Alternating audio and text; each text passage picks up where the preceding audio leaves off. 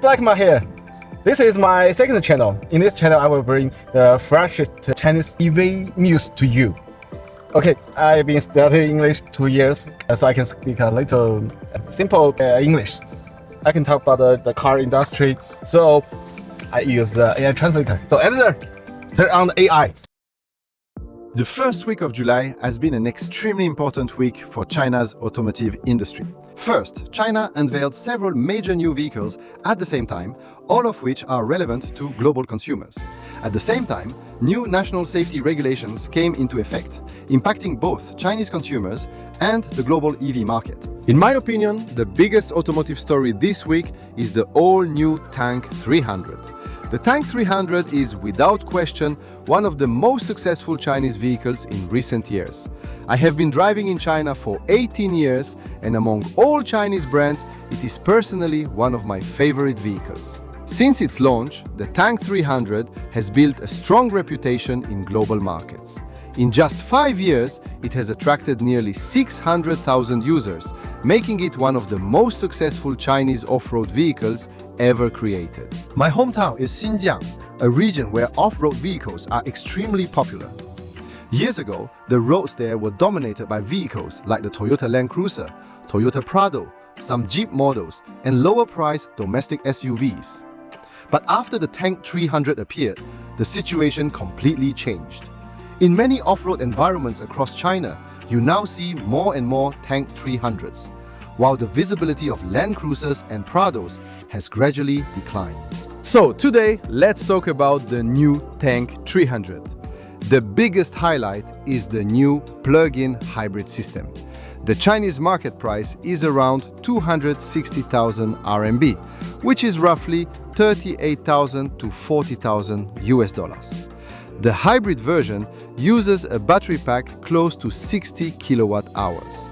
Its pure electric driving range reaches around 250 kilometers under China's CLTC testing standard, while real-world daily commuting can still be completed mostly on electricity. Compared with the hybrid Jeep Wrangler, this is a completely different product philosophy. At nearly half the price, buyers can get a plug-in hybrid hardcore off-road vehicle with much higher comfort and a much more advanced electronic system. I have driven both the previous generation Wrangler and the previous Tank 300. The Wrangler still has the traditional feeling of a classic hardcore off-roader, strong, mechanical, and somewhat rough. But the new Tank 300 feels very different. Its suspension handles road imperfections much better.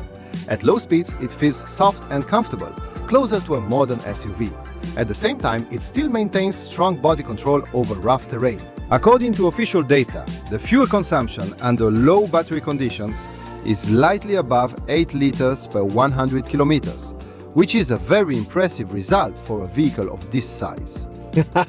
非常疯狂。 Beyond powertrain and range, the biggest upgrade is the advanced driver assistance system. The system can be activated on both highways and urban roads. The entry-level version in China costs about 33,000 US dollars and supports adaptive cruise control, automatic lane changes, and highway navigation assistance. Overall, the driving assistance experience is approaching the level of Tesla's FSD V11 and V12. Globally, few non-Chinese automakers offer this level of advanced driver assistance as standard on rugged off-road vehicles. The manufacturer has also made the vehicle much more modification-friendly. The body includes more than 40 dedicated modification mounting points. Owners can install auxiliary lights, replace bumpers, and add accessories without complicated wiring changes. In the past, Chinese off-road vehicles rarely had this kind of design, partly because vehicle modification regulations were much stricter. But as China's off-road culture develops and regulations gradually become more flexible, manufacturers are now designing vehicles specifically for enthusiasts. The new Tank 300 even offers more factory modification preparation points than the Jeep Wrangler, creating a much larger ecosystem for future accessories. I believe this is a vehicle that will continue changing the way people experience off-road driving. The next major vehicle this week is the MG07. The MG brand is already familiar to many international consumers.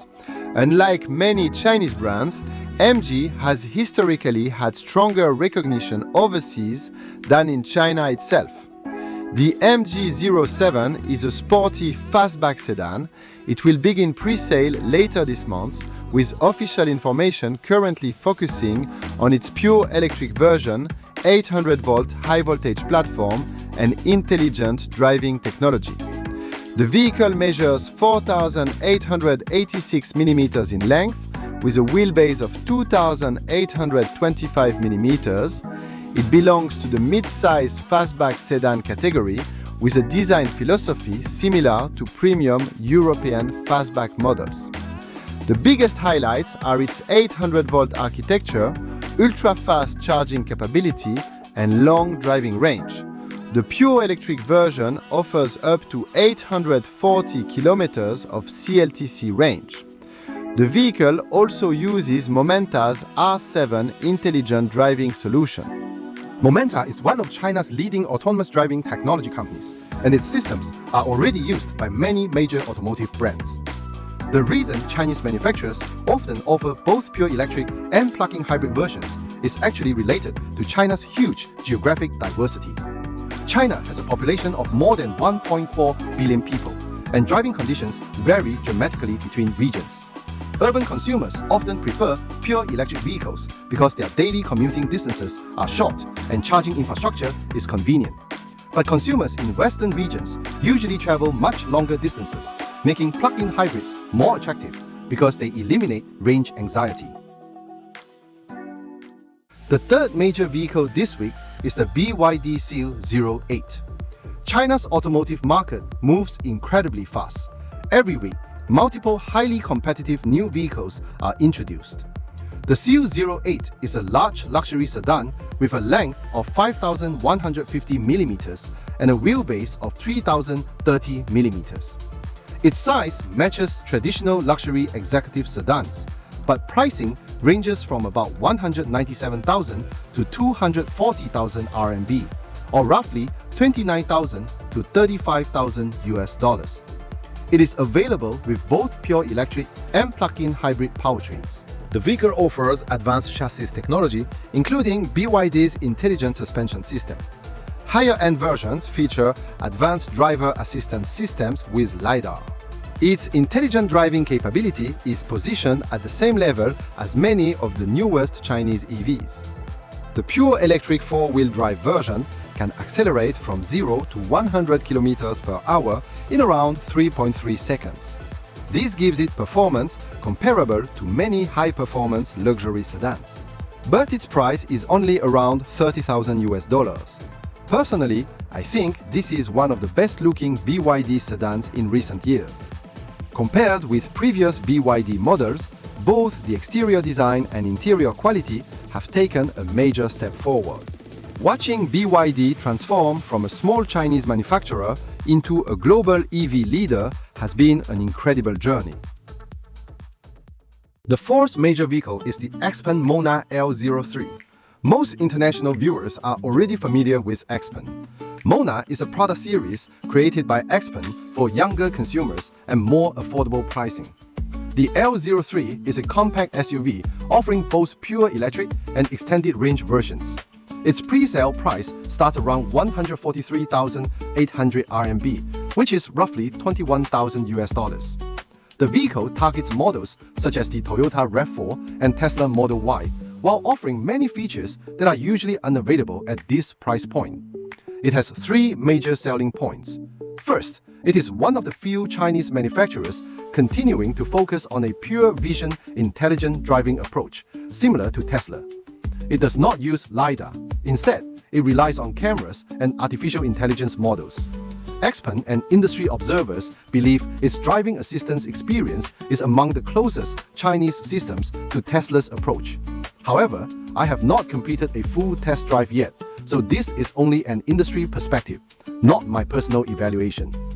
Second, the interior focuses heavily on practical user experience. The passenger seat includes a leg support function, and the cabin includes mounting solutions for cameras such as GoPro devices.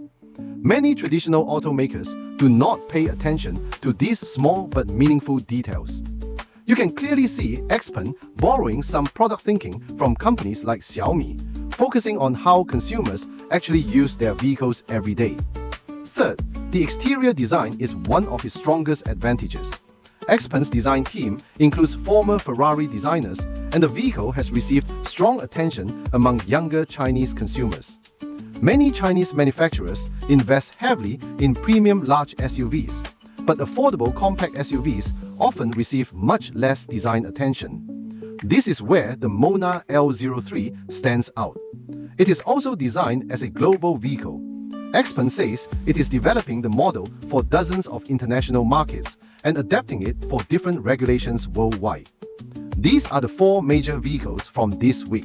Every week in China, several major new vehicles are launched, while another 10 or 20 less internationally relevant models are also introduced.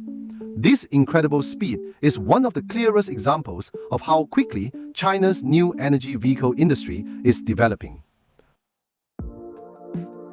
Finally, let's discuss 2 important national electric vehicle safety regulations that officially took effect on July 1st. The first regulation focuses on battery thermal runaway safety. If a battery cell experiences thermal runaway, the battery system must prevent fire and explosion during the required observation period. It must also ensure that smoke and heat events do not create danger for passengers. The second regulation adds new battery safety tests, including bottom impact testing and durability testing after repeated fast charging cycles. These standards are extremely important. Consumers around the world have heard about electric vehicle fire incidents. Even though the actual probability of battery fires remains relatively low, the psychological impact of a vehicle catching fire while driving is extremely serious. China's latest battery safety standards are among the strictest in the world. Compared with some international regulations that focus on providing passengers with several minutes of escape time after thermal events, China's latest standards aim to create a much longer safety window. For anyone considering a Chinese electric vehicle in the future, checking whether the vehicle meets the latest national safety standards will become increasingly important. That is all for this week's automotive news. I am Blackma. If you have any questions, opinions, or topics you would like me to cover, please leave a comment below. See you in the next episode.